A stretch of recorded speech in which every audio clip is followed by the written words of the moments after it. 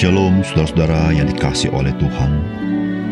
Tidak semua orang yang mengatakan dia menyampaikan kebenaran firman Tuhan, memang dia sungguh menyampaikan kebenaran firman Tuhan. Oleh karena itu kita sebagai orang percaya, kita perlu waspada dan kita sendiri harus mengenal kebenaran firman Tuhan dengan kita membaca dan merenungkannya, sehingga kita tidak disesatkan oleh dunia ini. Salam jumpa dalam program Tuhan adalah Gembalaku. Saudara, Alkitab merupakan buku yang dapat dipelajari oleh kita dengan baik. Karena Alkitab itu di dalam penulisannya, maka setiap bukunya pada umumnya ayat-ayatnya itu terkait satu dengan yang lain. Dan pada umumnya ada kronologi sejarahnya. Bahkan Perjanjian Baru banyak mengutip Perjanjian Lama yang meneguhkan bahwa Perjanjian Lama adalah firman Allah. Dan dalam Perjanjian Baru nyata penggenapannya. Saudara, kita perlu tahu, menafsir sebuah ayat, jikalau ayat itu hanya berdiri sendiri tanpa ada kaitan dengan ayat sebelum dan sesudahnya, apalagi dengan bukunya, maka tafsiran akan bisa saja menjadi liar, jauh daripada apa maksud daripada kebenaran ayat itu sendiri. Dan Alkitab hampir tidak memberi ruang untuk hal demikian. Oleh karena itu, kita perlu membaca Alkitab secara keseluruhan agar kita memiliki gambaran yang utuh akan kebenaran firman Tuhan. Saudara, mari kita membaca Yeremia pasal 26 ayat 16 sampai 24. Lalu berkatalah para pemuka dan seluruh rakyat itu kepada imam-imam dan nabi-nabi itu, orang ini tidak patut mendapat hukuman mati, sebab ia telah berbicara kepada kita demi nama Tuhan Allah kita. Memang beberapa orang dari para tua-tua negeri itu tampil juga ke depan dan berkata kepada kumpulan rakyat itu, katanya, Mika, orang Moresyet itu, telah bernubuat di zaman Hizkia, Raja Yehuda. Dia telah berkata kepada segenap Yehuda, beginilah firman Tuhan semesta alam. Sion akan dibajak seperti ladang, dan Yerusalem akan menjadi timbunan puing, dan gunung Bait Suci akan menjadi bukit yang berhutan. Apakah Hizkia, Raja Yehuda, beserta segenap Yehuda membunuh dia? Tidakkah ia takut akan Tuhan, sehingga ia memohon belas kasihan Tuhan agar Tuhan menyesal akan malapetaka yang diancamkannya atas mereka? Dan kita, maukah kita mendatang malapetaka yang begitu besar atas diri kita sendiri? Ada juga seorang lain yang bernubuat demi nama Tuhan, yaitu Uria bin Semaya dari Kiryat Yearim. Dia bernubuat tentang kota ini dan negeri ini tepat seperti yang dikatakan Yeremia. Ketika Raja Yoyakim bersama-sama dengan segenap perwiranya dan semua pemuka mendengar perkataan orang itu, maka raja pun mencari ikhtiar untuk membunuhnya. Mendengar hal itu, maka takutlah Uria, lalu melarikan diri dan tiba di Mesir. Kemudian Raja Yoyakim menyuruh orang ke Mesir, yaitu Elnatan bin Akbor, berserta beberapa orang. Mereka mengambil Uria dari Mesir dan membawanya kepada Raja Yoyakim. Raja menyuruh membunuh dia dengan pedang dan melemparkan mayatnya ke kuburan rakyat biasa. Tetapi Yeremia dilindungi oleh Ahikam bin Safan, sehingga ia tidak diserahkan ke dalam tangan rakyat untuk dibunuh. Saudara yang dikasihi oleh Tuhan, pemuka-pemuka dan rakyat Yehuda mengingatkan pemimpin agama mereka bahwa firman Tuhan yang dikatakan oleh Yeremia pernah dikatakan oleh Mika, orang Moresyet, dan Raja Hizkia tidak membunuh dia. Demikian juga pernah disampaikan oleh Uria bin Semaya, yang akhirnya dibunuh oleh Raja Yoyakim. Saudara, apakah pesan firman Tuhan bagi kita? Yang pertama, Saudara, kita dapat mengkonfirmasi sebuah kebenaran firman Tuhan dalam satu bagian Alkitab dengan kebenaran firman Tuhan pada bagian lain dari Alkitab. Sehingga sesungguhnya bukan kita yang menafsir Alkitab, melainkan Alkitab sendiri yang mengkonfirmasi dirinya. Saudara, firman Tuhan berkata demikian. Lalu berkatalah para pemuka dan seluruh rakyat itu kepada imam-imam dan nabi-nabi itu, orang ini tidak patut mendapat hukuman mati, sebab ia telah berbicara kepada kita demi nama Tuhan Allah kita. Memang beberapa orang dari para tua-tua negeri itu tampil juga ke depan dan berkata kepada kumpulan rakyat itu, katanya, Mika orang Moresyet itu telah bernubuat di zaman Hizkia Raja Yehuda. Dia telah berkata kepada segenap bangsa Yehuda, beginilah firman Tuhan semesta alam. Sion akan dibajak seperti ladang dan Yerusalem akan menjadi timbunan puing. Dan gunung Bait Suci akan menjadi bukit yang berhutan. Apakah Hizkia Raja Yehuda beserta segenap Yehuda membunuh dia? Tidakkah ia takut akan Tuhan, sehingga ia memohon belas kasihan Tuhan, agar Tuhan menyesal akan malapetaka yang diancamkannya atas mereka? Dan kita, maukah kita mendatangkan malapetaka yang begitu besar atas diri kita?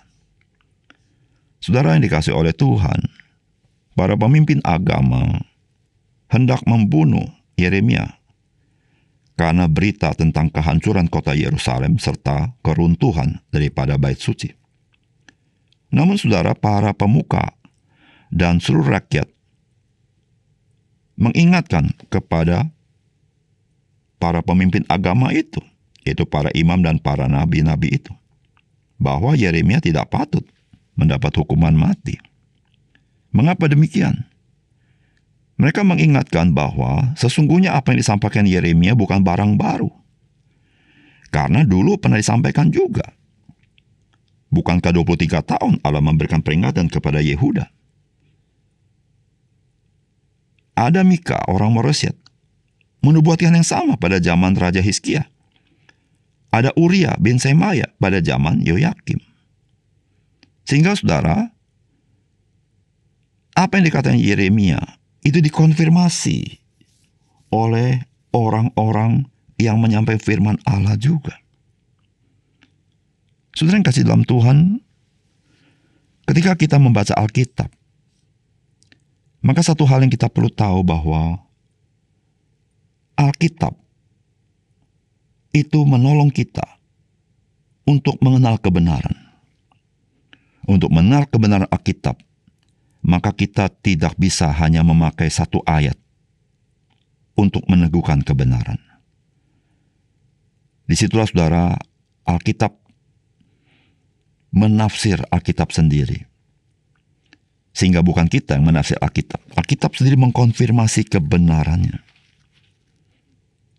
Sehingga saudara dan saya bisa diteguhkan akan kebenaran itu. Saudara, Tuhan Yesus datang ke dalam dunia bukan datang begitu saja mendadak, namun telah dituliskan di dalam Perjanjian Lama. Dan Alkitab mengkonfirmasi itu supaya kita bisa mengenal juru selamat kita. Saudara, ada banyak kebenaran firman Tuhan yang dikonfirmasi oleh firman Tuhan sendiri akan kebenarannya. Disitulah saudara-saudara, kita tidak menjadi orang-orang percaya yang sembarangan di dalam mengerti firman Tuhan.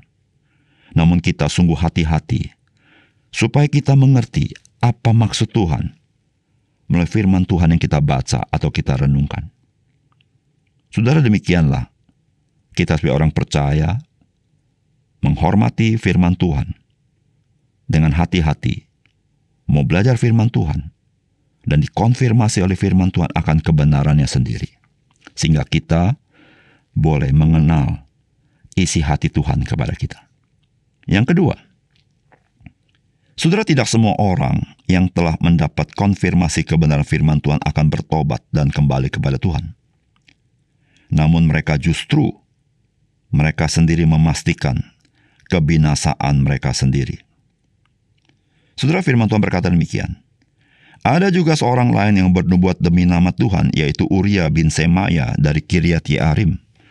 Dia bernubuat tentang kota dan negeri ini tepat seperti yang dikatakan Yeremia.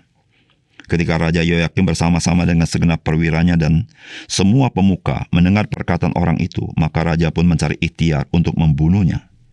Mendengar hal itu, maka takutlah Uria, lalu melarikan diri dan tiba di Mesir. Kemudian Raja Yoyakim menyuruh orang ke Mesir, yaitu Elnatan bin Akbor beserta beberapa orang. Mereka mengambil Uria dari Mesir dan membawanya kepada Raja Yoyakim.